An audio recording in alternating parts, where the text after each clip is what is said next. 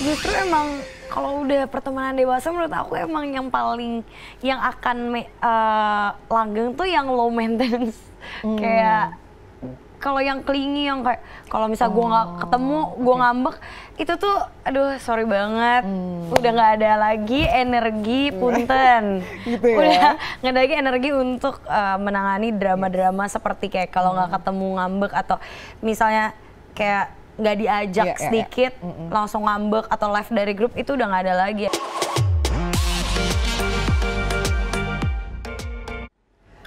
Hi Insertizen, how are you and welcome back on iTalk only on www.insertlife.com when someone's story is a history and always with me Maria Christy. Hari ini kita akan ngobrol agak-agak serambi gitu ya karena memang mereka berdua ini hadir dengan karya terbarunya yang berjudul Wanita Ahli Neraka. Nah, apakah memang ceritanya atau film dari Wanita Ahli Neraka itu seseram itukah sampai seorang wanita ini mendapatkan julukan si ahli neraka, atau mungkin sebetulnya ada point of view lain dari karya dari film Wanita Ahli Neraka? Dan sekarang sudah bergabung bersama dengan kita di studio dua orang pemain, so please welcome Feby and Ashira. Welcome. Tapi gimana dong Pak, kalian pada saat pertama kali mendengar, oke, ini ada project nih film, judulnya adalah Wanita Ahli Neraka, atau mungkin sebelumnya ada judul lain? Enggak, judulnya dari awal itu langsung. Terus kalian gimana? Responnya kayak, hah? Atau enggak kayak, wow? Kalau aku sendiri pas pertama itu kayak, hah? Gila. Aku juga wondering sih, karena kan baru pertama ditawarin ya dari judulnya, terus Feby jadi apa, terus agak kayak, ini apa ya isinya ceritanya, tapi setelah aku lihat sinopsisnya, kurang lebih jalan ceritanya, aku langsung dikasih tahu skenarionya sih. Dikasih tahu skenarionya, aku kayak menarik gitu. Jadi menarik ya? Menarik sekali. Menarik sekali karena Feby menceritakan dengan lovely, jadi agak kurang seram ya. Oh enggak gitu, ya, berarti harusnya kayak enggak dong, nggak apa-apa dong, karena kita kan nggak selalu melulu harus yang serem, tapi pasti ada POV, karena ternyata Ashira ini dalam filmnya adalah adik di pesantren ya, benar ya Ashira ya? Benar-benar. Nah, kamu sendiri pada saat ditawarin gitu dan udah tahu perannya, gimana perasaannya atau reaksinya? Kalau Feby kan, oh ya menarik gitu. Sambil tersenyum ya? Iya, menarik. Kalau mama aku sempat kaget. Sure. Kan aku pas baca, aku langsung ngomong, Ma ini diajakin screen test Wanita Ahli Neraka. Kamu kayak, hah? Gitu. Judulnya serem amat Jeng-jeng gitu, Mama kayak zoom in, zoom out gitu. Tapi pas aku bilang ke Mama, tapi ini ceritanya anak pesantren. Bahkan pas casting pun aku suruh pakai hijab. Mama kayak, Masya Allah nggak apa-apa gitu. Seru ya? Senang. Jadi akhirnya aku baca skripnya, baca sinopsisnya, dijelasin sama Karidla. Terus ternyata ada point of view lain nih. Sebenarnya Wanita Ahli Neraka itu justru tidak seseram judulnya. Jadi itu malah benar-benar hooknya ya, supaya orang bertanya-tanya, tapi ternyata ada banyak surprise dalam film-filmnya. Tapi sebelum ngomongin seputar filmnya, we gonna talk about Feby dan juga Ashira, karena mereka berdua ini juga seorang yang menghiasi di layar kaca, dua-duanya nyanyi juga, dua-duanya juga acting juga. Tapi sekarang kita mau lihat dulu, ini ada artikel update dari seorang Feby Rastanti. Let's check it out. Wow, ini kayaknya masih lama ya, umur berapa tuh masih ponian? Enggak, itu kayaknya 2000, itu masih bling sih, itu masih Fotonya bling, berarti aku tuh bling selesai 2017-an. 7 tahun yang lalu dong ya? Tapi artikel baru tuh, 2024 di bawahnya. Iya, kalau fotonya yang udah lama. Bener, rasakan kejayaan bling. Waduh, takut banget ya. Hingga mampu berkarya sendiri, kita jadi aktris yang diperhitungkan di layar lebar. Kamu tuh awalnya adalah seorang penyanyi atau memang mulai awalnya tuh jadi acting dulu? Awalnya banget sebenarnya aku acting. Aku aku dari kecil udah kayak ikut iklan, sinetron juga. Kalau tahu, aku dari kecil ada main sinetron Neng dan Kaos Kaki Ajaib. Iya, dan ada beberapa sinetron lainnya. Terus pas SMA ikut bergabung sama girl band Bling gitu. Terus pas sama Bling juga kita dapat tawaran buat sinetron juga, sinetron kayak musikal gitu. Jadi dimana kita acting tapi itu lagu-lagunya lagu kita gitu. Aku tuh pernah denger ya, ada pepatah yang mengatakan, ini juga Ashira boleh jawab juga ya. Kalau orang tuh udah di sinetron, apalagi maksudnya kayak lumayan cepet, banyaklah sinetronnya gitu, bisa sinetron ini, sinetron itu, sinetron ini, sinetron itu, katanya agak susah untuk masuk ke dunia layar lebar. Apakah kalian? Nah, langsung dijawab ya. Betul. Waduh. Gitu. Apakah itu nyata adanya dan kalian sendiri gimana tuh mengatasinya? Sebenarnya menurut aku kan lebih ke arah familiarity, kayak maksudnya kan orang kerjasama kadang ada cocok-cocokan. Misalnya orang-orang yang biasa membuat layar lebar, otomatis kan familiar sama pemain yang biasa bermain di layar lebar gitu. Terus kayak koneksinya, misalnya si A mau bikin film, pasti nanyanya sama yang udah juga kayak, gue mau bikin film, karakternya ini, kira-kira siapa ya? Oh, gue pernah tuh kemarin gitu. Menurut aku tuh lebih ke arah familiarity aja sih. Sementara ya orang produser yang bikin sinetron, ya pasti lebih familiar sama pemain-pemain yang main sinetron gitu. Jadi ya untuk switching dari sinetron ke layar lebar susah-susah gampang karena kan kita harus kenalan dulu, maksudnya kasih tahu dulu kayak berarti range acting Feby, range acting Cila tuh segini loh, kayak berarti cocok nih abis ini gue pakai di next judul yang film yang gini nih gitu, kurang lebih kayak gitu sih, lebih kan portofolio sih. Jadi ya kalau dibilang susah, ada tantangannya tersendiri gitu. Kalau Ashila gimana? Setuju banget sama yang Kak Feby bilang, lebih ke starting point ya Kak ya. Karena aku juga baru mulai di industri film itu kan tahun berapa ya, mungkin 2018-an, 2019 aku ditawarin main film, dan itu pun pas awal coba untuk casting film juga sempat dijudge gitu sama casting directornya. Iya serius, jadi aku sempat ngalamin yang casting film gak pernah keterima, even peran kecil pun dibilang kamu tuh aktingnya masih belum terasa gini gitu. Nah mungkin pas di sinetron itu kan emang aku dulu masih anak-anak, terus udah sempat vakum juga. Pas join lagi ternyata ya starting point buat dapetin peran di film itu agak susah, karena mungkin kita harus serius banget kan, ngulik, terus effort juga, kita reading harus berapa minggu sampai berapa bulan. Terus aku juga sempat culture shock sih, kayak ternyata film berat banget ya, readingnya lama, kan terus harus on karakter banget. Nah tapi pas udah sekali dapat, ya alhamdulillah terus-terusnya casting pun jadi lebih terasa mudah sih, karena udah adaptasi. Ini is a good POV sih, bahwa banyak juga yang memang tidak melihat karena udah familiar sama the life of ininya, maksudnya kehidupan syuting layar lebar, walaupun sama-sama dua-duanya menuntut kemampuan acting, tapi punya tantangannya sendiri ya. Betul. Tapi lo tuh pada saat diomongin langsung gini, kayaknya aktingnya masih kurang mateng, terus dapat penolakan dan segala macam, lo gimana? Down lah awalnya, apalagi waktu itu masih SMA kan, jadi ngerasa yang cita-cita banget sebenarnya, pengen banget main film layar lebar gitu, cuman yang ada di benak aku cuman satu, berarti memang kapabilitas aku belum nyampe situ. Jadi yang aku cari lebih ke apa yang harus aku perbaikin. Kalau misalnya aku juga menerima banget kalau ada penolakan secara fisik ya, misalnya kayak kamu terlalu gemuk di kamera. Tapi pernah diomongin langsung? Of course. Masa sih? Of course pernah. Tapi awalnya aku juga nggak terima kan, kok gini sih, kok gitu sih. Tapi begitu aku nonton film terus ngelihat, let's say contoh dari orang lain gitu, kayak iya sih, ngerti sih gue kenapa pada saat itu gue tidak diterima. Dan at the end of the day, aku selalu merasa karakter di film itu memilih pemainnya. Jadi kadang aku udah jadi kandidat, udah hampir kepilih terus nggak jadi, bukan karena aku nggak bagus aktingnya gitu. Banyak sekali yang bilang, nggak apa-apa Shira, nanti next time ya kita casting kamu lagi, dan bener di next film aku kepilih. Jadi berarti emang mungkin pada saat itu ada beberapa yang kurang pas gitu. Ih, gemes banget. Maksudnya kayak kadang-kadang kan Sheila ini kan lahiran tahun 99 ya? Aku 2002. Sorry.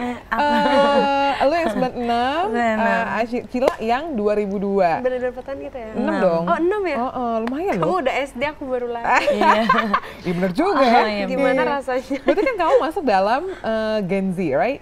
I think. Iya kan? Nah, dan ya we know lah sekarang sosial media kan kadang-kadang Gen Z tuh yang kayaknya di quote unquote menjadi pribadi yang tidak menerima kritikan, tapi ternyata seorang Sheila sendiri di awal karirnya banyak sekali menerima kritikan dari castingnya yang kurang berhasil dan segala macam. Terus kamu apa yang membuat Cila itu waktu itu mau menerima feedback negatif, mau melihat kenyataannya, oh that's why gini dan akhirnya mau memperbaikinya? Karena papa aku tuh selalu bilang kalau hidup itu nggak akan selalu bisa sesuai dengan keinginan kita gitu. Tapi kalau emang kita pengen mengejar sesuatu, kita harus mendekati standar yang orang lain mau pada umumnya gitu. Yang stereotip orang pada mau, kita emang harus mendekati ke sana. Gitu. Minimal lah ya, ini garisnya di mana? Ada bare minimumnya. Mendekati aja. Iya, soalnya akhirnya dari situ aku jadi termotivasi Kak. Aku kelas acting. Ikut kelas acting yang benar-benar buat film dan teater ya. Jadi aku berbelajar olah tubuh gitu. Kan pas dulu sinetron mana pernah kita ya. Kita main sinetron kan penuh dengan kebahagiaan aja gitu. Apalagi aku masih SD kan sinetronnya juga yang anak-anak gitu. Jadi pas udah gede, oh ternyata film itu lebih kompleks ya. Dan dari situ ya belajar banyak sih tentang industri perfilman. Kalau Feby pernah nggak lo dapet straight ini komen yang langsung dan ini bukan dari netizen ya. Kalau netizen kan banyak macam netizennya, dia tahu film atau enggak. Kalau ini dari orang-orang belakang panggungnya mungkin, produsernya, sutradara, casting director, pernah nggak Feby? Nggak pernah dibilang kurang bagus gitu, enggak. Tapi maksudnya diarahin untuk kayak actingnya biasa aja Feb, kayak kita lagi ngobrol aja gitu, conversation aja gitu. Tapi nggak pernah ada yang bener-bener kritik kayak gue nggak suka nih acting lo gitu, atau acting lo jelek lah. Itu kan udah judgy, udah kritik secara langsung ya. Kalau ini lebih ke arah diarahin aja yang mereka maksudnya yang diinginkan sama si casting director itu seperti apa gitu. Jadi nggak pernah sih.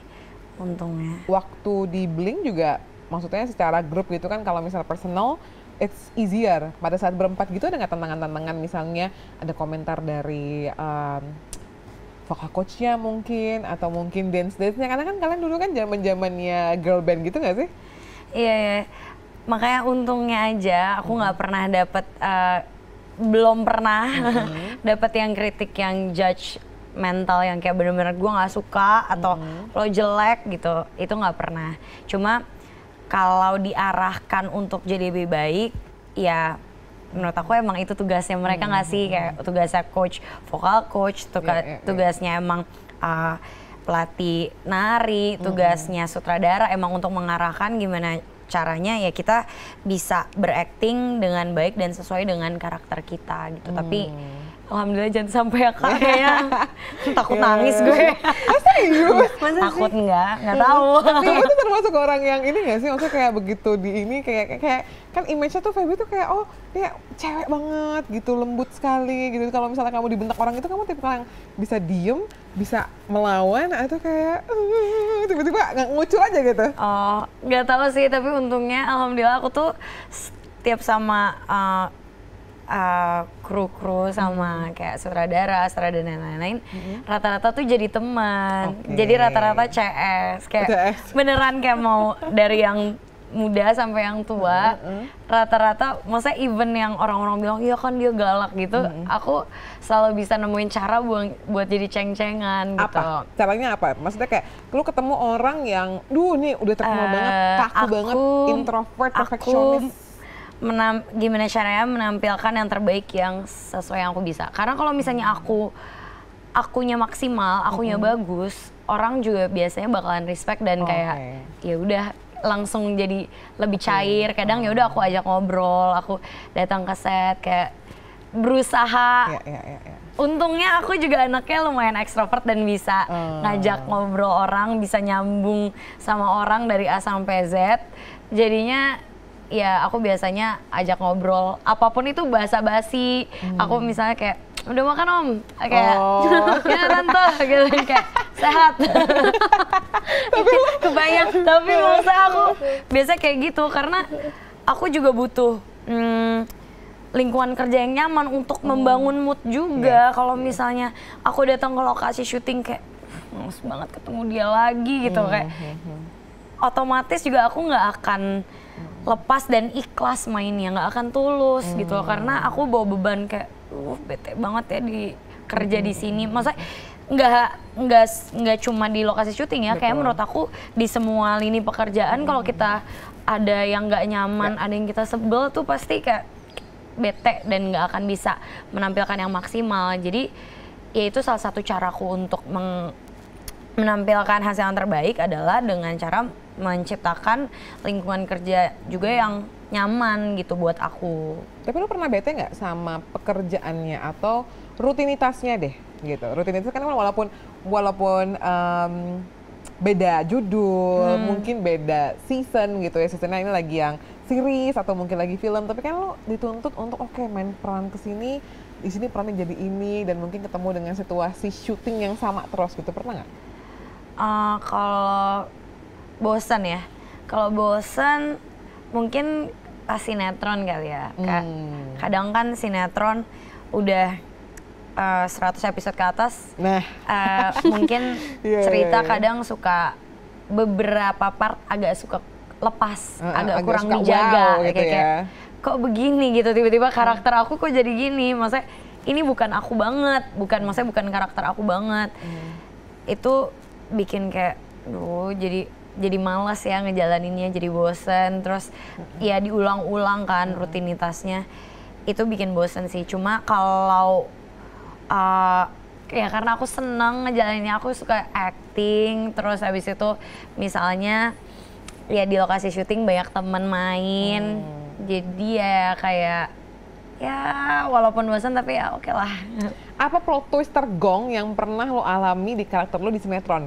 Misalnya tiba-tiba lo berubah jadi ibu peri misalnya, dari manusia biasa terus tiba-tiba jadi ibu peri gitu. Seru. Atau mungkin tiba-tiba lo digigit menjadi apa gitu. Pernah itu diam-diam suka aku ada kembaran, jadi tiba-tiba datang. Tapi beneran kamu? Iya. Tapi berarti kan lo jadi dua karakter dong? Karena kan udah bener-bener kayak udah nggak tahu lagi mau dibuat apa. Tiba-tiba aku punya kembaran. Jadi di situ kan aku karakternya perempuan Jawa, culun gitu. Terus tiba-tiba aku ada kembaran yang kayak metal, gaul. Tapi jadinya agak ribet ya karena aku jadi gonta-ganti harus make up full, terus gayanya yang kayak centil-centil gitu, terus yang kayak so Inggris-Inggris gitu tuh kayak aku bener-bener kayak cringe banget, apa ini? Apa ini?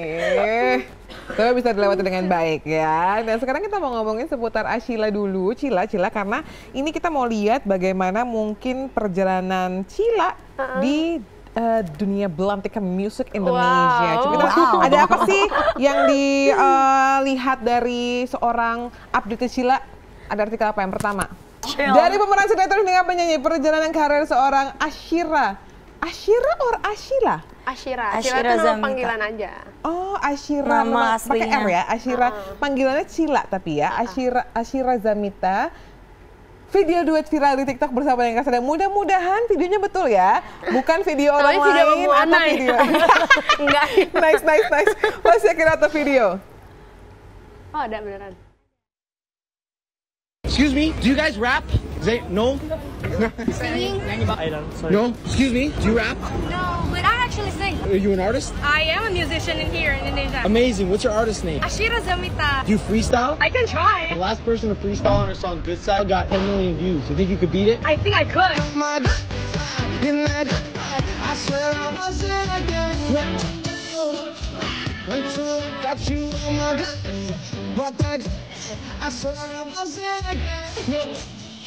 You ready? Yeah.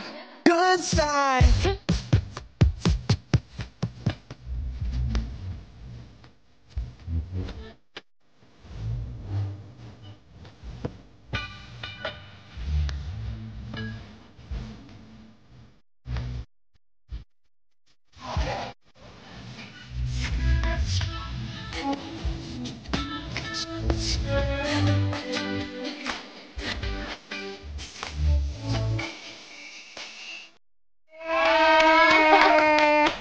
Berapa M tuh sih Neville? More than, kayaknya lebih dari 10. Oh, lebih dari 4 juta ya? 40. 4 M. Oh my god. 40 apa 4? 40 M. 40 juta viewers ya. Wow. Masya Allah, tabarakallah. Terima kasih. Perasaan kamu gimana tuh? Katanya setelah video itu kamu lumayan kayak dinotis sama orang, akhirnya jadi lebih banyak lagi dong.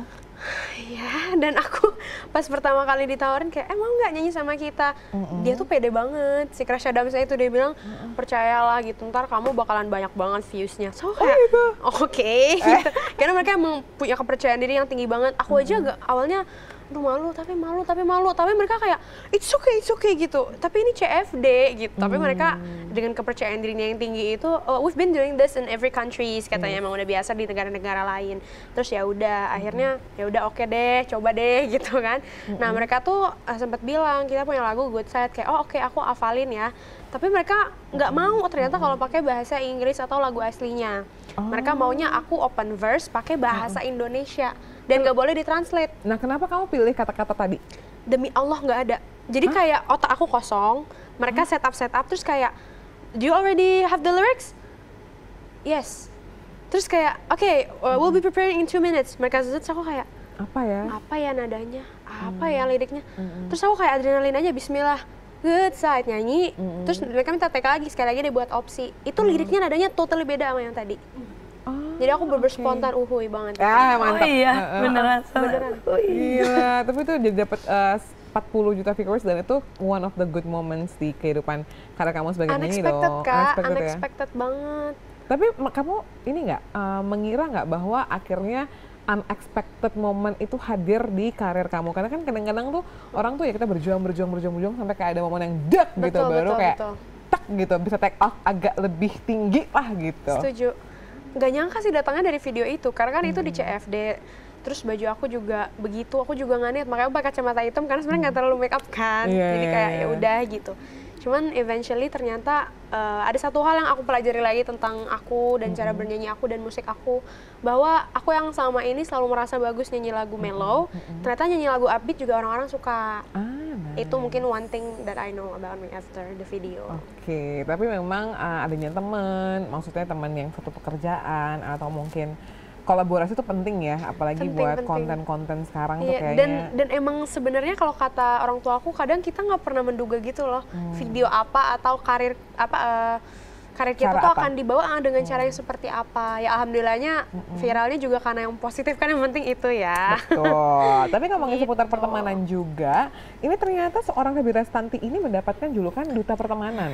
Jadi ibarat kata yang cowok ini adalah Vidi Aldiano dan juga yang perempuan adalah Febi Restanti. Kamu pernah dengar itu nggak, Feb? Enggak ya, karena temennya banyak aja, tapi enggak biasa aja. Enggak ya, tapi are you comfortable with that?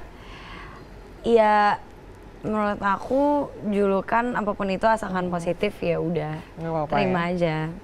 Tapi aku penasaran gimana caranya kamu bagi waktu dari syuting terus juga tetap punya waktu untuk socialize. Karena kan kadang-kadang ya semakin dewasa umur, semakin apa kok kayaknya lebih, walaupun orang ekstrovert ya, kayaknya portion untuk dia menjadi introvert tuh akan lebih banyak seiring bertambahnya usia gitu, kayak aduh pengennya sama yang ini aja gitu. Kalaupun keluar tuh juga pengennya yang bener-bener udah tahu kita akan keluar sama comfort zone. Nah, lu sendiri yang temennya tuh pasti banyak dari berbagai macam section gitu ya, gimana cara maintain itu dan gimana caranya tetap energinya tuh tetap gitu? Tapi aku setuju banget, maksudnya seiring bertambahnya usia biasanya energinya lebih gampang, social battery-nya lebih gampang low bat gitu. Ya biasanya aku pilah-pilah lagi sih, misalnya hari ini udah ketemu sama ini mungkin 2 hari lagi ya ketemu sama yang lain gitu. Tapi emang aku cukup suka berteman, masa menjalin relasi sama banyak orang. Jadinya kalau di antara kesibukan kadang ya disempet-sempetin. Pokoknya gimana pun caranya aku biasanya mendekati orang-orang schedule adalah untuk kayak pagi-paginya aku mau ini dulu, mau olahraga dulu bareng gitu. Kalau enggak malamnya aku ada acara, bisa nggak kita breaknya agak cepetan. Siapa orang yang pasti akan lo cari ketika mungkin lo menghadapi hal-hal yang tidak menyenangkan dalam kehidupan gitu deh. Misalnya lo lagi down atau apa, ada nggak salah satu temen lo yang pasti gue akan ketemu dia deh. Bahkan ketika sosial baterai gue lagi low, gue akan cari orang ini supaya dia malah menaikkan sosial baterai gue. Kalau sosial baterai low, aku sukanya me time sih. Biasanya olahraga, biasanya lari atau enggak aku jalan-jalan aja me time di mall gitu. Tapi kalau misalnya lagi butuh teman cerita, aku ada beberapa sih, nggak cuma satu. Jadi Mention, ada nggak yang anak yang maksudnya bekerja di dunia entertainment? KNZ. Selain itu NZ? salah satunya. Ada Mila, ada Yuki juga ya. Biasanya itu. Berempat itu kan ya? Ya. Iya, suka berempat, tapi kita lagi banyak yang sibuk ya Kak. Jadinya konsepnya untuk menyatukan empat tuh agak sulit ya. Satu lagi udah jadi ibu, jadi agak sulit. Seasonal life-nya beda ya. Iya. Tapi kenapa NZ? Penasaran dong apakah NZ tuh, karena kan kita kenal NZ tuh dengan celotehan-celotehannya yang kayaknya dar. Kalau misalnya lo datang ke dia terus lo bisa mendapatkan the energy back tuh biasanya apa sih yang Enzi lakukan? Gimana ya? Kayaknya karena kalau cerita nyambung aja sih. Kita punya value yang sama tentang hidup, terus orangnya juga sama-sama simple, terus gimana ya? Jokes kita juga sama, cara pikir kita ya lumayan sama, dan olahraga sama juga nggak sih? Apa? Olahraga? Iya, KNZ lari juga, kita sama-sama suka olahraga. Emang aku dari dulu sering banget olahraga bareng sama KNZ. Lari juga dulu awal-awal aku bareng sama KNZ, sepedaan, terus kadang pilates, terus kita juga sama-sama wanita mandiri, bekerja mencari sesuap nasi ya gitu. Independen jangan lupa. Ya, jadi wanita independen, jadi kalau ngobrol dan curhat tuh nyambung gitu. Bisa connected langsung lah gitu. Tapi lo seneng nggak? Kayaknya kalau nggak salah yang kita tahu NZ for good di Indonesia ya? Untuk beberapa saat.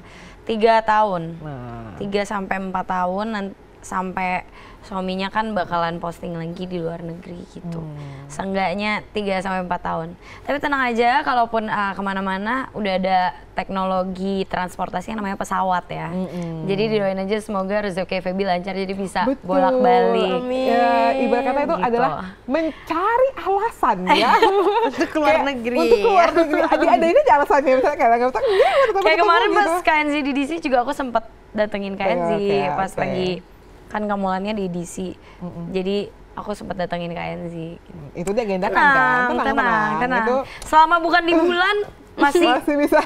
Masih di dunia masih nggak apa-apa. Nggak masalah ya. Mau sejauh Afrika juga nggak masalah. Mau transit berapa nggak masalah. Nggak masalah. Tapi menurut kalian tuh effort dalam pertemanan dewasa tuh penting nggak sih? Kalau ini kan mungkin sama gitu ya. NZ juga effort, Feby juga effort. Kalau misalnya cuma effort dari hal-hal tuh gimana tuh dalam pertemanan dewasa?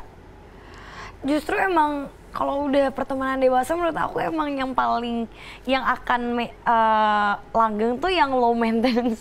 Kayak kalau yang clingy yang kayak kalau misal gue nggak ketemu gue ngambek itu tuh aduh sorry banget udah nggak ada lagi energi punten gitu ya? Udah nggak ada lagi energi untuk menangani drama-drama seperti kayak kalau nggak ketemu ngambek atau misalnya kayak nggak diajak sedikit langsung ngambek atau live dari grup itu udah nggak ada lagi. Emang aku sama KNZ pun sebenarnya kayak low maintenance relationship. Misalnya aku chat KNZ nggak balas, ya udah nggak ada baper. KNZ chat, aku nggak balas, nggak ada baper. Kayak ya udah lagi sibuk aja. Kadang ya udah aku chat lagi aja, ayo balas kayak.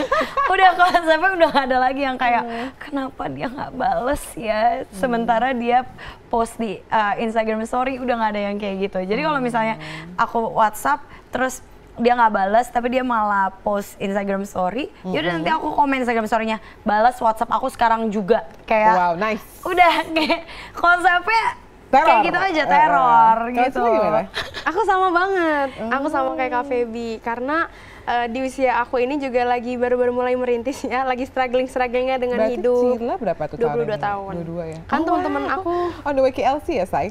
Chelsea tuh. Quarter life crisis. Iya, ini udah mulai nih. Masih 3 tahun, Say. Masih 3 tahun, masih jauh. Ya, tapi kan in this economy udah agak-agak gitu. Jadi makanya aku sama teman-teman aku juga sebenarnya udah tipikal yang entah, tapi bedanya aku sama Kak Feby ya mungkin aku nggak tahu ya Kak Feby punya teman yang jauh lebih muda atau enggak usianya. Kalau aku tuh lumayan beragam gitu. Dan teman aku ada yang bawa banget yang kelahiran 2009 teman aku ada. Sampai yang udah umur 30-an tuh ada dan berbagai macam ruang lingkup dan pekerjaan juga ada. Cuman in the end of the day, aku sekarang mulai membagi dua antara teman dengan Teman dekat. ya. Dengan relasi gitu. Oh, relasi. Jadi kenalan, ada yang kenalan. emang temen, kita bisa jadiin teman, ada yang oh ini memang buat networking. And that doesn't mean kita nggak mau bergaul sama dia. Sometimes kan kalau teman-teman aku yang belum bisa melihat itu, mereka mungkin kayak lo ngapain sih tuh nama dia? Aku bilang, saya nggak berteman, saya cuma nyari koneksi aja sayang gitu loh. Bukan berarti kita harus, kan aku udah nggak bisa kamu musuh-musuhan gitu soalnya. Jadi kalaupun aku nggak suka sama dia, tapi misalkan harus se-project kan nggak mungkin kita nolak rezeki kan. Selagi dia masih profesional di pekerjaan dia, tapi mungkin dia dengar-dengar dari orang nih, dia mantannya temen gue terus dia gini. Oh ya udah mungkin nggak usah terlalu dekat, tapi ya we can still get along. Jadi gitu sih dalam pertemanan. Itulah pendewasaan ya, Say. Karena ujung-ujungnya kayak, kalau gue project masa gue udah rezeki ujungnya. Iya, masa gue udah rezeki juga gara-gara dia gitu kan. Tapi kan suka ada aja yang kayak, misalnya kamu temen sama aku, terus mantan aku main sama kamu, kan nggak mungkin kayak gara-gara mantannya Cila tolak nih. Tapi kan lumayan gitu project itu, jadi kayak udah santai aja. Makanya cobain deh jadi host, kan kita nggak pernah bintang tamu kita siapa gitu kan. Pernah nggak pas datang kayak, ternyata dia gitu. Profesional. Always. Best ya.